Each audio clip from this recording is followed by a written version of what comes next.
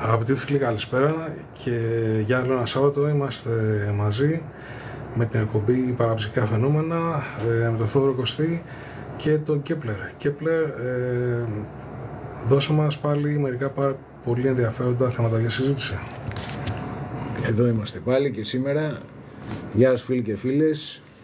Σάββατο σήμερα, το ρολόι γράφει 22 και 38 και ξεκινούμε την εκπομπή μας με τα θέματα τα μεταφυσικά, τα απόκριφα και γενικότερα που ξεφεύγουμε από την καθημερινότητά μας. Θα μιλήσω τώρα για την ελεύθερη βούληση και τον ηθικό νόμο. Κυκλοφορώντας και οπλοφορώντας, πανελλαδικά και όλο το 24ωρο, οπλισμένοι με το αμυντικό 45 της ορθής και φωτεινής συμπεριφοράς απέναντι στο συνάνθρωπο. Κατέχουμε νόμιμη άδεια οπλοφορίας ή τι πνεύμα συμπαράστασης απέναντι στον αδύναμο και στον συνάνθρωπό μας. Μεταφυσικά, στόχος μας η παροχή βοηθείας, η μεταλαμπάδευση του φωτός, η συμπαράσταση αλλά και η προσπάθεια αφύπνισης ενάντια στις κρόνιες δυνάμεις του αρνητισμού. Δεν είμαστε αφύλακτοι. Οι επόπτες, ενεργειακοί συμπαραστάτες μας ακούνε, μας εποπτεύουν μυστικά και ο κάθε άνθρωπος έχει και από μία φύλαξη. Αρκεί να συντονιστεί με το επίπεδο φωταυγής, να το επικαλεστεί και αμέσως έχει την προστασία. Μοιάζει με τον οδηγό που έχει άδεια οδήγησης. Θα δούμε τώρα ότι είναι όλα υποκειμενικά και είναι θέμα βουλήσεως.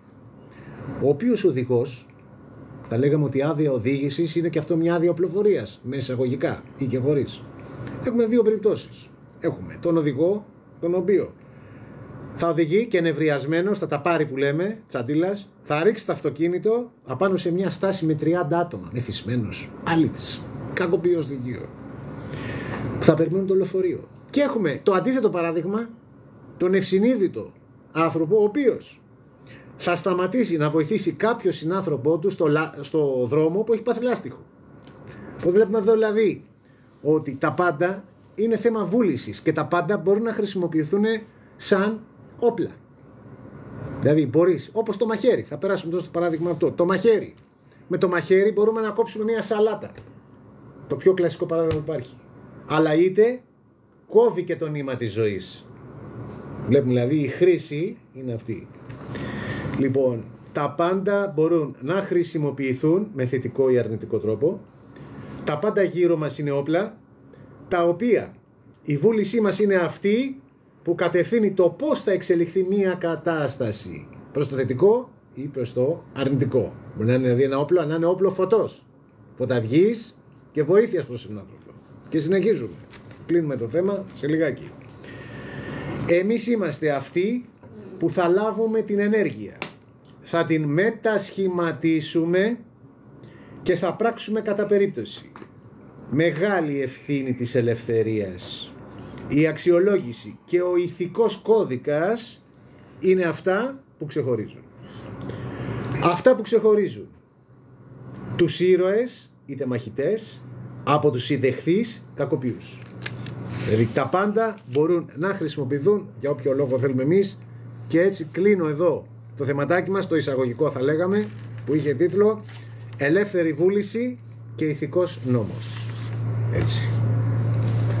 Θα πούμε τίποτα να περάσω στο επόμενο. Όχι, αυτό είναι το τέλος. Ναι, το θέμα. Το θεματάκι. Μικρό εισαγωγικό. Όχι, εντάξει, υπάρχουν μερικά σημεία έτσι που νομίζω ότι αξίζουν κάποια μνήα. Είναι γεγονός ότι το εργαλείο είναι εργαλείο. Το πώς το χρησιμοποιεί κάποιος Ακριβώς. δείχνει τη χρήση του. Ακριβώς. Δηλαδή αυτό έχει χρησιμοποιηθεί και σαν το αντίθετο αυτού έχει χρησιμοποιηθεί σαν παράδειγμα από τους δημοκρατικούς στην Αμερική, όπου λένε ότι όχι, λέει, άμα έχεις όπλο τότε είναι το κακό, λέει, άρα λοιπόν να σταματήσουμε τα όπλα. Το αντικείμενο δηλαδή. Άρα η βούληση πάει περίπατο. Δηλαδή είναι, επειδή θέλουν να περιορίσουν τα όπλα, ξέρεις, γιατί πηγαίναν για σοσιαλιστική... Αυτοί θέλανε να αφοπλίσουν την Αμερική. Ναι. Τελείως. Και σου λέει, όχι, λέει, να σταματήσουμε τα όπλα. Λέει, γιατί τα παίρνει ο κόσμος και κάνει αυτό, ξέρω εγώ. Και δεν κοιτάνε ότι παίζει ρόλο ποιος θα είχε και ποιος ήθελε να κάνει την κλιματική ενέργεια. Και προφανώς δεν έχει αλλάξει κάτι, γιατί οι Αμερικάνοι δεν είναι χαζοί. Άμα τελειώσει να πω κάτι απάνω σε αυτό που λες, άμα τελειώσεις. Ωραία. Σε αυτό, στις Ηνωμένες Πολιτείες της Αμερικής, βάσει στατιστικών, βάσει στοιχείων που έχουν δοθεί επισήμων, έχει αποδειχθεί ότι στις περιοχές, στις πολιτείες όπου απαγορεύεται η οπλοφορία, πηγαίνουν περισσότερες συμμορίες. Ναι. Και όπου επιτρέπεται η οπλοφορία στις πολιτείες αυτές της Αμερικής, τα μαζεύουν και πάνε στη γειτονική που λέμε αυλή, στο γειτονικό χωριό, στο next state. Αυτό δεν είναι τυχαίο. Όλοι αυτοί οι δείκτες και στατιστικές κάτι ομολογούν, θα λέγαμε. Βέβαια, οι Αμερικάνοι λένε κιόλας, έχετε αυτό το περιστατικό. Ξέρεις, έχει πει κάποιος μέσα στο σπίτι. Θέλετε, λέει, να έχετε άμεσα ένα όπλο να αμυνθείτε ή να περιμένετε την αστυνομία.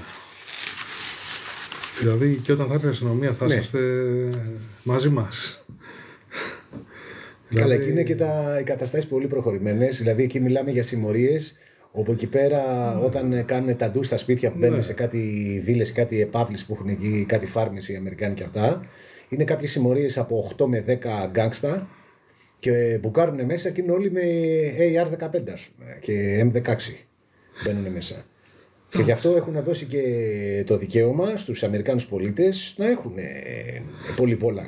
Είναι τελείως διαφορετική η φάση και είναι πολύ πιο άγρια τα πράγματα. Ναι, αλλά βρίσκουν μολύβι από τον ιδιοκτήτη. Δηλαδή, άμα είμαι σίγουρος ότι έχεις δει πάρα πολλά βίντεο στο Ιντερνετ που προσπαθούν να μπουν μέσα και με αυτά τα όπλα που λες. Ναι, με πολυβόλα μπαίνουν μέσα, κανονικά. Και τους περιμένει ο ιδιοκτήτης με τα ίδια όπλα να πούμε. Μόνο χειροκοπίδα τους πετάει. Και ο ιδιοκτήτης έχει τα ίδια όπλα. Ναι, έχει τα ίδια όπλα. Και γι' αυτό η Αμερικάνικη κυβέρνηση έχει δώσει την άδεια να μπορούν να έχουν πολυβόλα στα σπίτια. Γιατί πλέον μιλάμε για συμμορίες. Είναι πολύ άγρια τα πράγματα. Δεν είναι όπως εδώ. Είμαστε λίγο πιο. Και κάτι άλλο θέλω να πω. Ότι μπαίνουν, όταν είναι να μπουν, είναι όλο τσαμπουκά και ιστορία και εμείς δεν είμαστε και άλλοι δεν είμαστε. Και όταν τρώνε τα πρώτα μολύβια από τον ιδιοκτήτη, φεύγουν σαν να ήταν οι κατηχητριούλες του. Κοριτσάκια του κατηχητικού. Του Μπιλαμπιμπόλ. Να πέσουν οι πρώτες ρηπές, έτσι φραπ. Κατευθείαν. Λακίσαν τα παλικάρια. Μιλάμε, όλος έχει πατήσει γκάζι στο αυτοκίνητο και όλος κρατεί τα πόρτα και του λέει: περίμενε να πω κι εγώ. Δηλαδή, ξέρεις, μιλάμε, είναι εντελώς. Δηλαδή, θρασίδηλοι εντελώς. Στην Αμερική, βέβαια, το έχουν, δεν ξέρω, το συζητάμε πάλι και αυτό είναι ωραίο θέμα, να το συνεχίσουμε. Δεν ξέρω κατά πόσο το έχουν παρατραβήξει και αυτοί με τα bank που έχουν, τα καταφύγια, τα bunker. Τα καταφύγια. Για τρίτο παγκοσμίο. Ναι, που έχουν γεμίσει. Αυτό και ένα διάστημα ήταν και μόδα για να πουλάνε και πολλές σφαίρες και πολλά τέτοια τα καταστήματα και θα κάνανε promote. Όπως είχαν βγει και τα zombie apocalypse για να πουλάνε τα μαγαζιά όπλα, ας πούμε. Εντάξει, πάσο, αλλά είναι τεράστιο. Ήταν και ένα εμπορικό τέχνασμα, θα λέγαμε, του marketing αυτό. Ναι, στην Αμερική. Είναι και το zombie apocalypse. Είναι μεγάλη συζήτηση αυτό. Μεγάλη συζήτηση αυτή. Την κάνουμε χωριστά κάποια στιγμή. Ναι, είναι συζήτηση. Είναι δυνατή. Μόνη της. Ωραία. Να πω στο επόμενο θεματάκι. Πάμε. Ωραία. Ναι. Λοιπόν, συνεχίζουμε, παιδιά. Πάμε στο επόμενο θέμα, φίλοι και φίλες. Υπήρξε κάποια μυστηριώδης πτυτική συσκευή κατά τη διάρκεια του Δευτέρου Παγκοσμίου Πολέμου. Από ποια δύναμη κατασκευάστηκε, τι σχήμα είχε, χρησιμοποιούσε κάποιο αντιβαρυτικό υλικό. Ποιο ήταν αυτό? Έχουμε και τον κωδικό ακριβώς, έτσι. Σήμερα θα μιλήσουμε για το Die Glocke ή αλλιώς στα αγγλικά The Bell ή αλλιώς την καμπάνα. Λοιπόν, ξεκινούμε. Βρισκόμαστε στα 1932. Έχουν αρχίσει τα πειράματα για όπλα ισχύως, τα λεγόμενα Wunderwaffe, τα γερμανικά. Μεγάλο ενδιαφέρον από τον ίδιο προσωπικά τον Αδόλφο Χίτλερ. Πολλαπλές οι αποστολές στο Θιβέτ και στα Ιμαλάια επίσης. Στόχος, η μελέτη μυστικών κειμένων που αφορούσαν τα Ινδικά σκάφη, τα αρχαία μυστικά βιμάνας που αναφέρονταν σαν απόκριφη γνώση των θεών σε αρχαία ινδοιστικά κείμενα. Προσπάθησαν λοιπόν να αναβιώσουν αυτή την αρχαία τεχνολογία των Βιμάνας, κατασκευάζοντας το ντιγκλόκε, την καμπάνα που λέμε, το δεμπέλ. Πάμε λοιπόν να δούμε τώρα τις διαστάσεις. Καταρχήν να πούμε ότι είχε το σχήμα μιας καμπάνας, έτσι, και βρήκε το όνομα το καμπάνα, το δεμπέλ. Το ύψος ήταν γύρω στα 4 μέτρα ύψος και έχουμε μία περίμετρο, μιλάμε γύρω στα 3 μέτρα. Βέβαια υπάρχουν και άλλες περιγραφές που λένε ότι ήταν πολύ μεγαλύτερες διαστάσεις, αλλά αυτή έχει επικρατήσει. Και συνεχίζω. Πρόκειται για μία μαύρη, έτσι, μεταλλική κατασκευή σχήμα καμπάνας, ενώ όπως έλεγαν οι κατασκευαστές της, μία σβάστηκα κοσμούσε ένα σημείο της. Και συνεχίζουμε. Πάμε στο μηχανισμό. Τι είχε μέσα τώρα το δεμπέλ? Ο μηχανισμός είχε μέσα ένα υγρό, το οποίο ήταν υψηλής ακτινοβολίας, το οποίο περιείχεται στο μηχανισμό, το οποίο ήταν ένα είδος βιολετή υδραργύρου, αναλόγως στις θερμάσεις που γινόντουσαν και στις διαφορές θερμοκρασίας, ήταν και κόκκινο σε ορισμένες περιπτώσεις. Το οποίο είναι το, που είπαμε στην αρχή ποιο ήταν το υλικό, λοιπόν, είναι το Xerum 525. Καταγεγραμμένο, υπάρχει και όποιος φίλος θέλει μπορεί να το ψάξει, το βρει. Λοιπόν, αρχαία ινδικά κείμενα περιγράφουν τώρα τον υδράργυρο ως καύσιμό τους. Να πως κολλάει, που πήραν την ιδέα από τα Βιμάνας που είχαν το σχήμα της καμπάνας και πήραν και την ιδέα από τα αρχαία ινδικά κείμενα, ινδουιστικά, που έλεγε για τον υδράργυρο. Και συνεχίζουμε. Προχωρούμε το θέμα μας. Το υλικό τώρα Xerum 525 είναι ένα είδος υδραργύρου, το οποίο είναι κατασκευασμένο από μπλου αλμάσι, δηλαδή η μπλε αλμάσι. Αυτό είναι ένα ειδικό φυτό το οποίο βρίσκεται στο όρος Κένιας. Και εκεί σχετίζεται, υπάρχει και κάποια θεωρία, ότι θέλουν να πάνε να κατάβουν την Αφρική για να πάρουν και από εκεί, από τα υψώματα, από τα βουνά, να πάρουν την μπλε αλμάσι για να κάνουν τη διαδικασία. Από εκεί τότε τι κάνανε αυτοί? Εξάγανε κάποιους κρυστάλλους, όπου μαζί με την αλμάσι έβγαινε και το υλικό ογκούντιουμ. Αυτά τα δύο σε συγκεκριμένες μίξεις που κάνανε, δημιουργούσαν από αυτά, βγάζανε και δημιουργούσαν το μπλε υδράργυρο. Και έτσι μπορούσαν να πετυχαίνουν την αντιβαρυτική κατάσταση. Λοιπόν, και έχουμε τώρα να υπάρχουν καταγεγραμμένα, έτσι, αυτά δεν είναι τώρα, έτσι, είναι ισχύουν. Είναι καταγεγραμμένα 100%, ας πούμε. Λοιπόν, ο πολιτικός μηχανικός House Kalmar και στρατιωτικός διοικητής των SS εκείνη την εποχή είναι υπεύθυνος για το δεμπέλ, για τον τιγκλόκια, για το έργο. Για τον τιγκλόκια.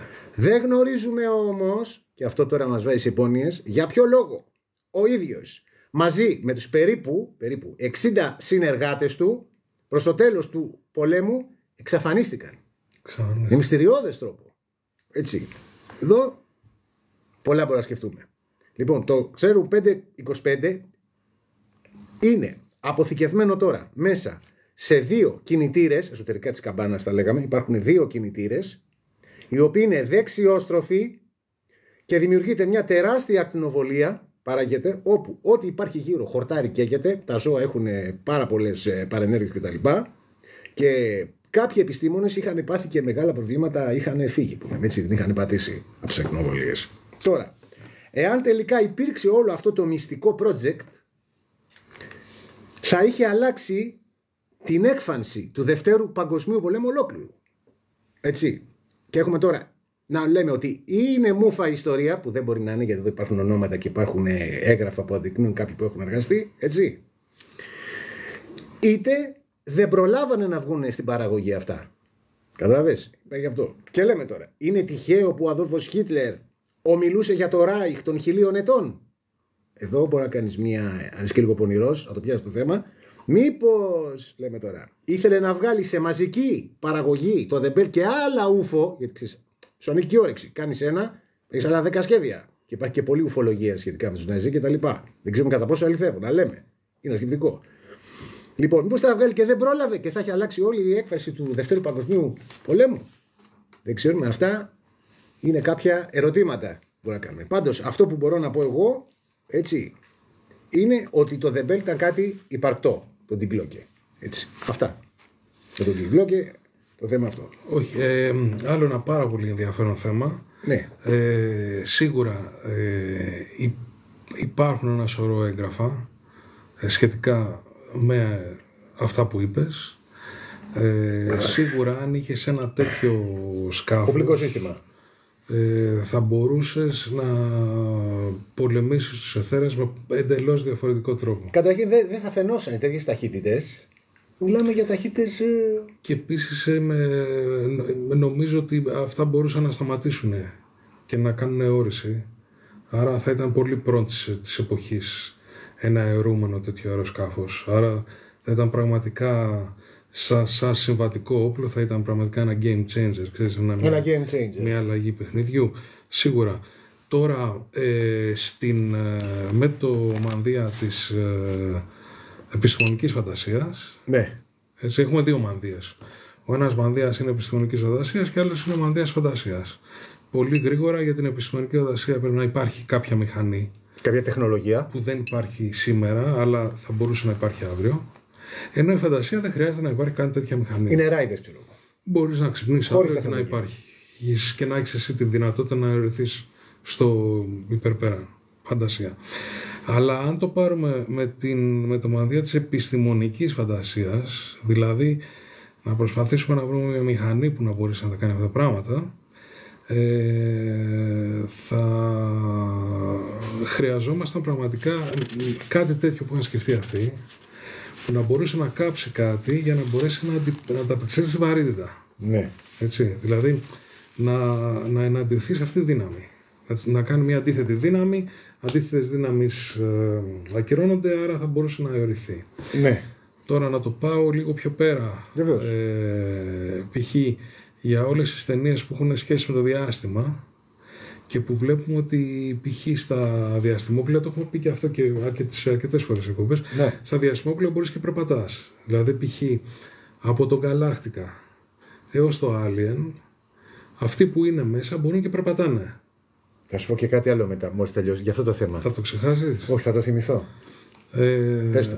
Άρα λοιπόν, τώρα θα μου πεις, στις ταινίες σίγουρα έχουμε αυτό που λέμε disbelief of reality, δηλαδή αποποιούμαστε λίγο την πραγματικότητα, ρε παιδί μου, γιατί έτσι θέλουμε, έτσι γουστάρουμε, έτσι μας αρέσει να πούμε. Αλλά αν το πήγαινες με την επιστημονική φαντασία στο διάστημα, σε ένα διαστημόπλαιο τέτοιο που να μπορείς να περπατάς, Ναι. θα έπρεπε η βάση του να είναι φτιαγμένη από ένα τέτοιο μέταλλο, από ένα τέτοιο υλικό που να έχει μια τεράστια πυκνότητα. Αν έχεις μια στρώση με ένα υλικό μια τεράστια πυκνότητα, τώρα μιλάμε για πυκνότητα, δεν υπάρχει τέτοιο υλικό που σε τέτοιες διαστάσεις και σε τέτοιο εμβαδόν, ή άμα θες σε όγκο καλύτερα, να μπορέσει να σου δώσει ένα G. Θα πρέπει να είναι τεράστια πυκνότητα. Αλλά εμείς κάνουμε αυτό το disbelief of reality, ρε παιδί μου, λέμε εντάξει ρε παιδί μου, τώρα τι να κάνουμε τώρα, μπορούμε και προβατάμε. Να μας το χαλάσεις τώρα. Αυτό ήθελα να πω πιο πολύ σε αυτό το θέμα. Ναι. Οκ. Αυτό που θέλω να συμπληρώσω και περνάω στο επόμενο θέμα είναι για το Element 115, που έχει βρεθεί ένα στοιχείο το οποίο έχει αντιβαρυτική ικανότητα. Και λέω πώς ταιριάζει με αυτό που είπες προηγουμένως, το Element 115. Θα το ψάξω και εγώ λίγο παραπάνω, να πάρω και περισσότερα στοιχεία. Ναι, είναι. Εγώ γράφω βιβλία επιστημονικής φαντασίας. Συγγραφέας είναι, ναι. Βιβλίο επιστημονικής φαντασίας. Και παιδιά είναι δυνατή πένα, έτσι. Πολύ δυνατή. Έχω γράψει το Eganasa Incident. Eganasa Incident. Έτσι, που οι ακροατές μπορούν να το βρουν στο προφίλ μου. Πού μπορούν να τα βρουν αυτά τα παιδιά που μας ακούνε? Στο προφίλ μου. Αν πάνε στο προφίλ μου, στο προφίλ. Βίντεο. Έτσι, ναι. δεν υπάρχει θέμα σε αυτό. Ωραία. Αλλά το θέμα είναι ότι μπορείς να έχεις τέτοια τεχνητή βαρύτητα στο διάστημα με δύο τρόπους. Ή θα έχεις κάποιο δαχτυλίδι που θα γυρνάει και θα πρέπει αυτό το δαχτυλίδι να είναι φωτογράφος που λέμε. Το δαχτυλίδι, ναι.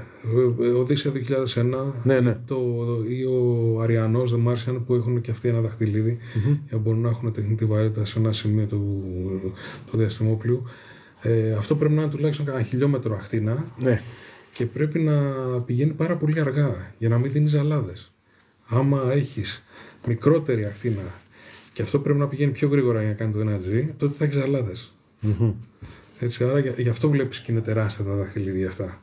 Για να είναι, έχουν μεγάλη ακτίνα, αλλά πηγαίνουν πολύ αργά. Για να μην δίνουν πονοκέφαλος. Ναι, και είναι σε φάση σαν να σχεδόν δεν κινούνται καθόλου. Πάνε πολύ αργά. Πάνε πάρα πολύ... Για να μην δίνουν πονοκέφαλο. Δηλαδή τεχνικός με τη φυσική είναι σωστή.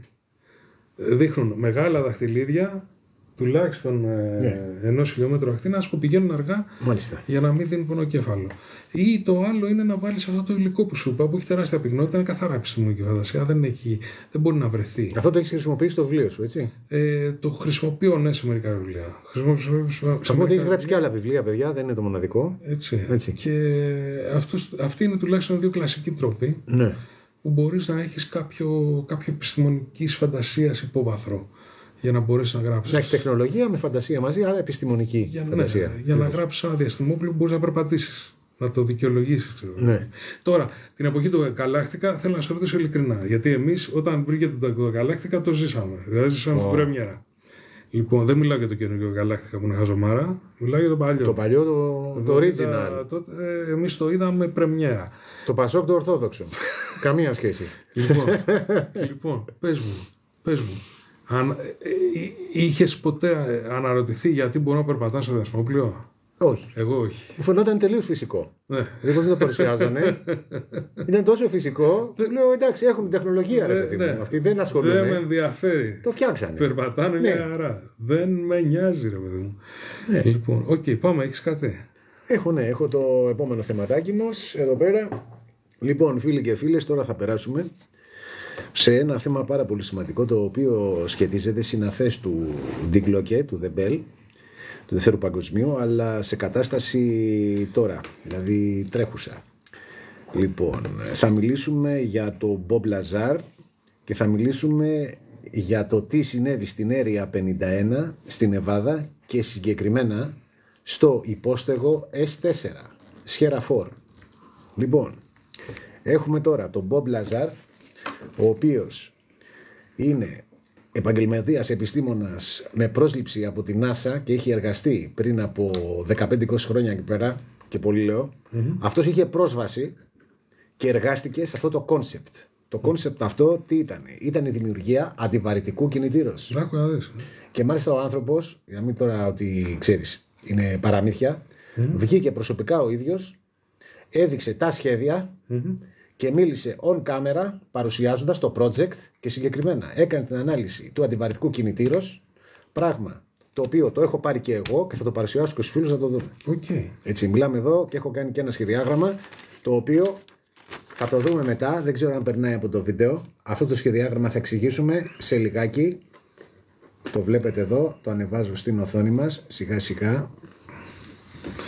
Μόνο που φαίνεται, επειδή είναι η κάμερα, είναι σαν ένα καθρέφτης. Φαίνεται σαν καθρέφτης, δεν πειράζει. Το πολύ θα δω, εγώ θα φροντίσω να δω κάπως να φαίνεται καλά στο τελικό βίντεο. Ή το πολύ είναι αν μπορούμε να κάνουμε και μια δημοσίευση, να βγει το χαρτί αυτό να βγει απάνω να το ανεβάσουμε. Ίσως, ξέρεις τι, το κάνουμε ένα στο site. Βρήκα τη λύση. Φωτογραφία απάνω.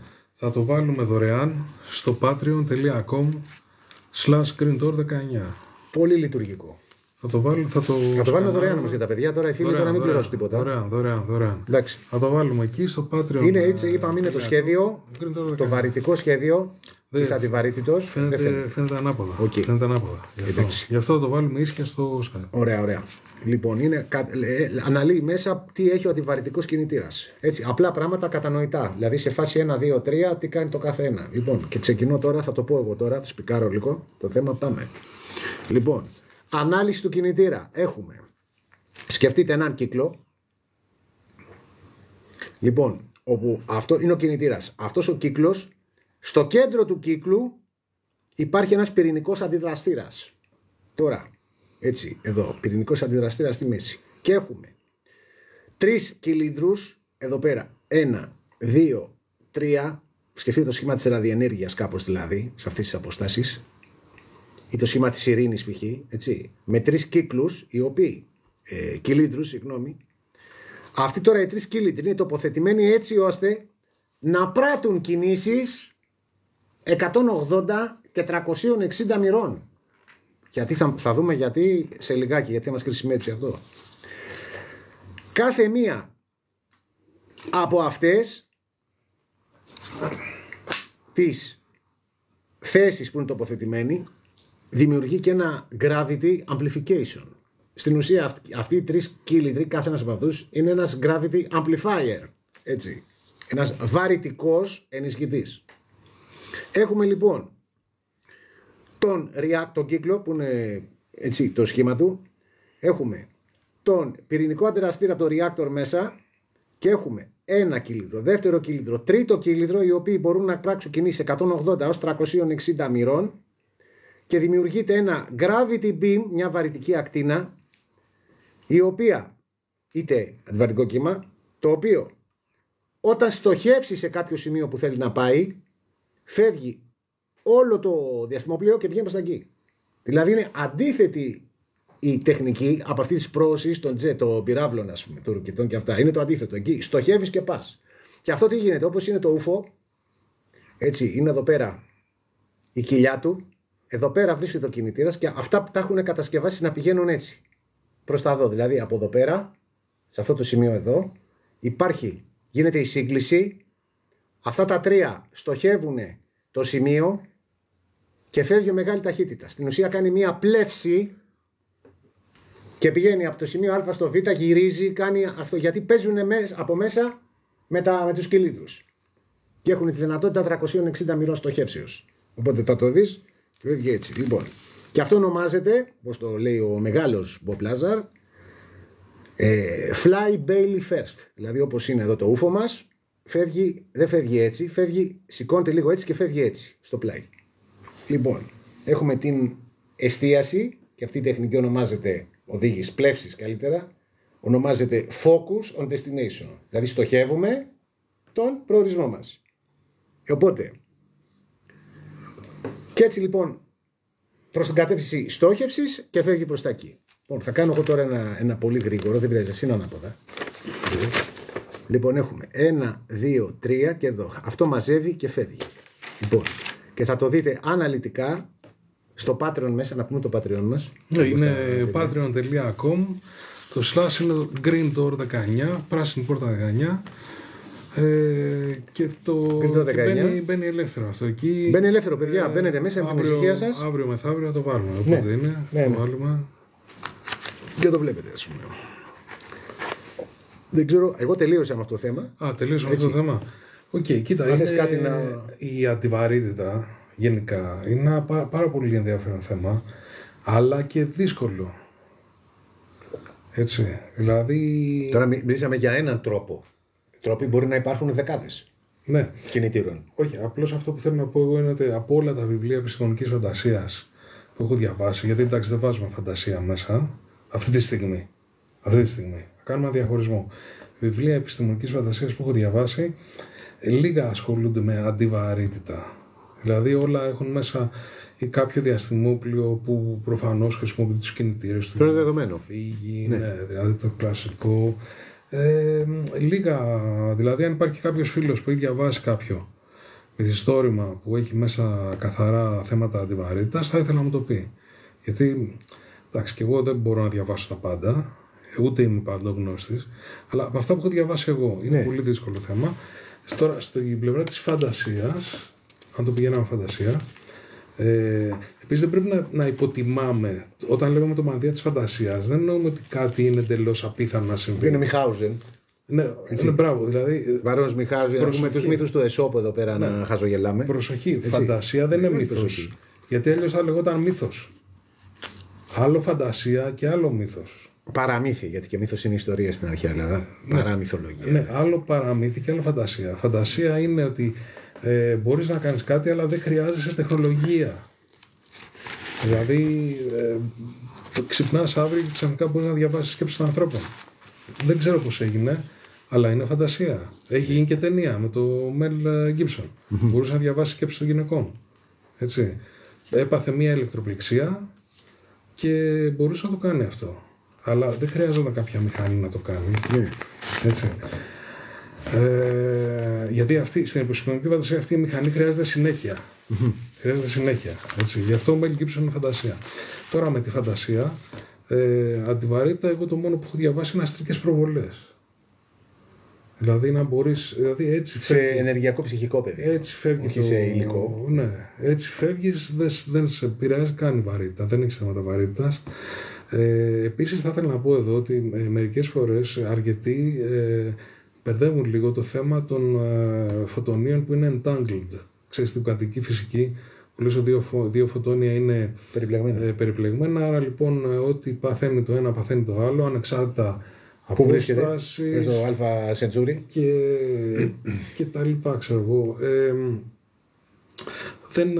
Δεν είναι θέμα.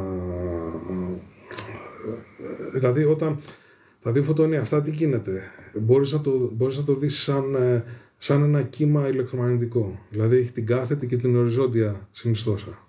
Και απλώς τι γίνεται. Φαντάσου το ένα ηλεκτρόν πηγαίνει δεξιά και το άλλο ηλεκτρόν πηγαίνει αριστερά.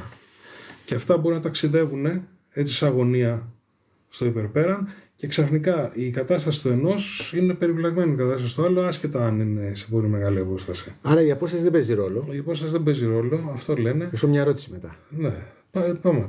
Λοιπόν, η ερώτηση πάνω σε αυτό που λες, μια και το πήγαμε εκεί, είναι η εξής. Έστω ότι έχουμε, ας πούμε, ένα entangled, περιπλεγμένο φωτόνιο και βρίσκεται, ξέρω εγώ, στο Αλφα Σεντσούρι. Κατ' όλο βρίσκεται, ξέρω εγώ, στο Α λαγού ή στον αστερισμό της Λύρας ή στο του Βότη. Πώς είναι δυνατόν να μην παίζει η απόσταση κάποιο ρόλο, εφόσον μιλάμε για τεράστια, μιλάμε και για έτη φωτός. Δηλαδή έχει αποδειχθεί αυτό το πράγμα επιστημονικώς ότι επηρεάζεται όντως. Δηλαδή τουλάχιστον εντός της γέας έχει επαληθευτεί αυτό, για να πούμε μετά ότι ισχύει και σε επίπεδο ετών φωτός. Έχουμε κάποια πληροφορία τέτοια. Κοίτα να δεις. Δεν μπορούμε να εικάσουμε και κάτι. Η θεωρία, αυτό που λένε το εξής. Φαντάσου ότι έχεις ένα σημείο. Σε αυτό το σημείο έχεις γεννήσει αυτά τα δύο τα φωτόνια. Καλώς. Τώρα, θέλω να φανταστήσω ότι το ένα φωτόνιο αποκλίνει προς τα δεξιά, ναι, και το άλλο φωτόνιο αποκλίνει προς τα αριστερά συμμετρικά. Ναι. Δηλαδή, αυτά τα δύο φωτόνια, εάν ο αστερισμός ο ένα είναι σε αυτή τη γωνία. Είναι ο Ορίωνας, ας πούμε. Είναι σε αυτή τη γωνία που έχουν δημιουργηθεί αυτά τα φωτόνια, τότε ισχύει αυτό το πράγμα. Αν δεν είναι, δεν ισχύει. Πρέπει να είναι γεννημένα σε ένα σημείο και να αποκλείουν βάσει μιας σταθερής γεωμετρικής απόκλησης. Έτσι το ένα είναι εδώ και το άλλο είναι εκεί. Τώρα, αυτό που σου λέει ο ένας είναι ότι δεν μπορείς να μετρήσεις την κατάσταση του ενός χωρίς να επηρεάσεις και την κατάσταση του άλλου και να γίνει. Άρα, όπου και αν είναι. Αυτό ισχύει. Ναι, αλλά πρέπει να είναι μέσα σε αυτή τη γωνία, καθώς σου είπα. Πρέπει να είναι μέσα σε αυτή τη γωνία που γίνονται αυτά τα πράγματα. Δηλαδή, φαντάσου ένα κόνο που μεγαλώνει. Ναι. Σπυροειδός. Ναι, ένα κόνο, ρε παιδί. Ένα κόνο που μεγαλώνει. Φαντάσου ένα παγωτό. Ναι. Το ένα το φωτόνιο είναι σε μια μεριά του κόνου, του παγωτού, και το άλλο συμμετρικά στην άλλη. Mm-hmm. Αυτά είναι τα περιπλεγμένα. Τώρα από πειράματα θέλω να σου πω ότι τα περισσότερα βιβλία της κβαντικής φυσικής στον πρόλογό τους ξεκινάνε με το εξής. Η κβαντική φυσική είναι πάρα πολύ δύσκολο να απεξηγηθεί. Και μιλάμε για επιστήμονες που έχουν ασχοληθεί, ξέρω εγώ, χρόνια, δεκαετίες, και πάλι δεν πάνε να βγάλουν άκρη, ας πούμε. Και ο ίδιος ο Μπορ στη μεγάλη εκείνη τη σύγκληση που είχαν κάνει σε εκείνο το τσιμπούσι που είχαν κάνει για να αποφασίσουν μερικά πράγματα για την κβαντική φυσική, είπε, παιδιά, εδώ απλώς εμείς βάλαμε κάποιες συμφωνίες. Όχι αρχές, μακάρι να ήταν αρχές, γιατί αρχές σημαίνει ότι κάτι είναι σταθερό. Κάποιο θεωρητικό υπόβαθρο, δηλαδή. Είμαστε σε αυτό το level. Εμείς συμφωνήσαμε. Σε θεωρητικό υπόβαθρο. Συμφωνήσαμε θεωρητικώς μερικά πράγματα. Τώρα τι πραγματικά συμβαίνει, ένας όλος ξέρει. Κατάλαβα. Περάσω στο επόμενο. Ναι. Θεματάκι εδώ πέρα σχετικά με το Σούμαν, συχνότητα Σούμαν της γέας, θα λέγαμε ο παλμός της γης. Έτσι. Και την ανθρωπότητα. Έχουμε εδώ. Υπάρχει κάποια συχνότητα στην οποία δονείται ολόκληρος ο πλανήτης. Ποια είναι αυτή και πώς ονομάζεται? Ονομάζεται συχνότητα Σούμαν, το κάνω σκονάκι. Υπάρχει συσχετισμός ή τη επιρροή απάνω στον άνθρωπο και τη συμπεριφορά του. Έχουμε τη γέα να δονείται στη συχνότητα. των 7,83 Hz, δηλαδή 7,83 κύκλοι το δευτερόλεπτο.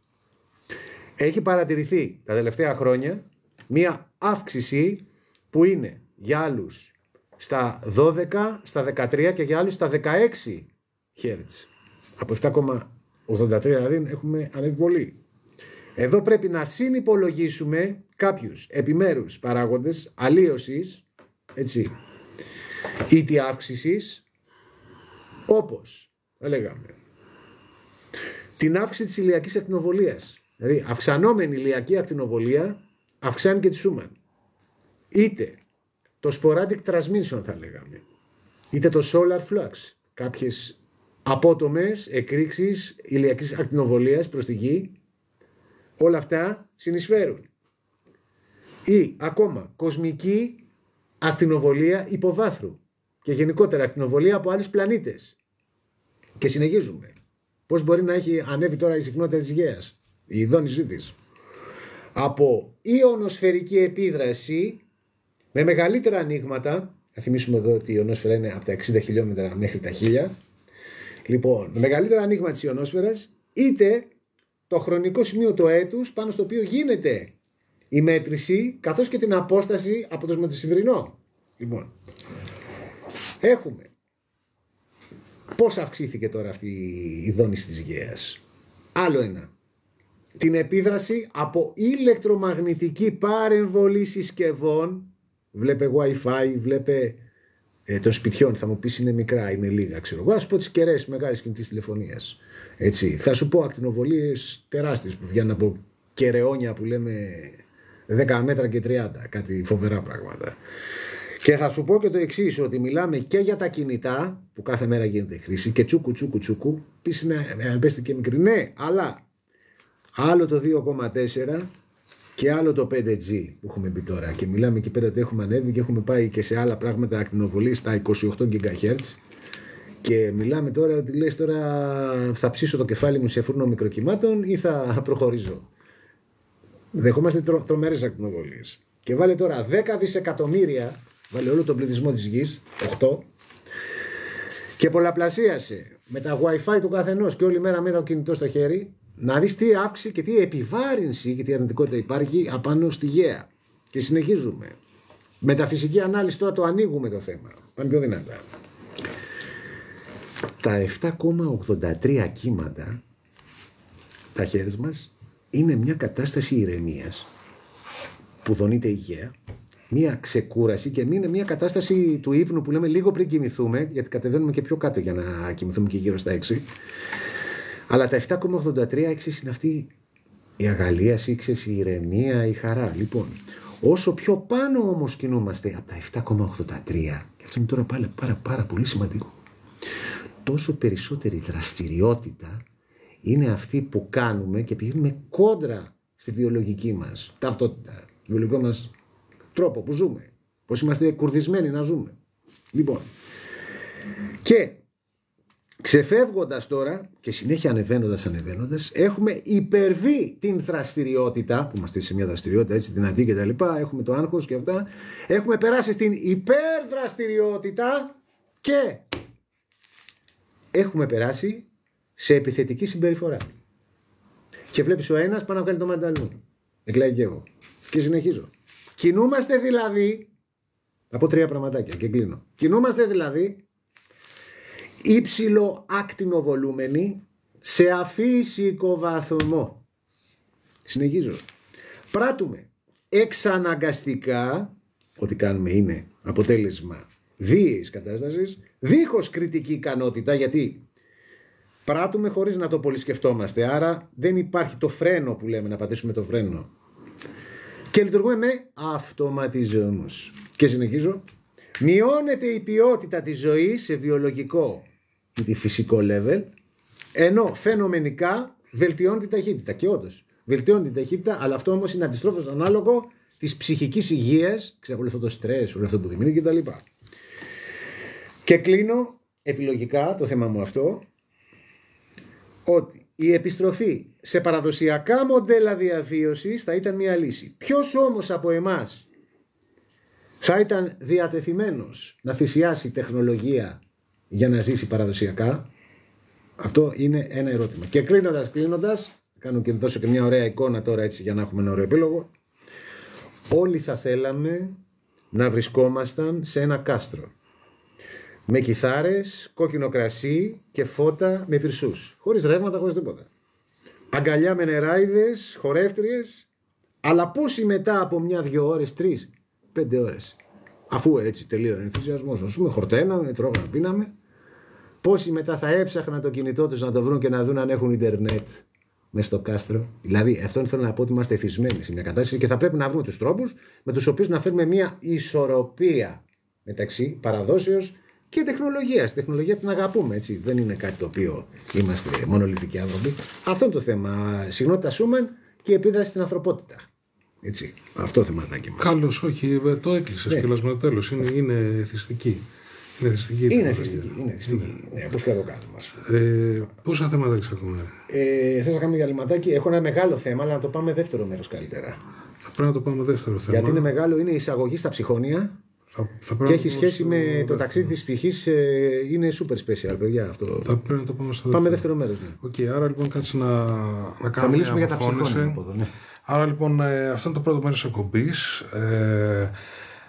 Μείνετε μαζί μας σε κάπου 10 λεπτά. Θα έρθει το δεύτερο μέρος της εκπομπής που θα μιλήσουμε για τα θέματα του Κέπλερ και επίσης θα μιλήσουμε για φαντάσματα και επίσης θα μιλήσουμε και για μερικά θέματα της... Και για τις μάγισσες. Και για μάγισσες και για μερικά θέματα της επικαιρότητας που κατά δικιά μου γνώμη αγγίζουν το απόλυτο κακό. Άρα λοιπόν περιμένετε μαζί μας πάλι σε 10 λεπτά.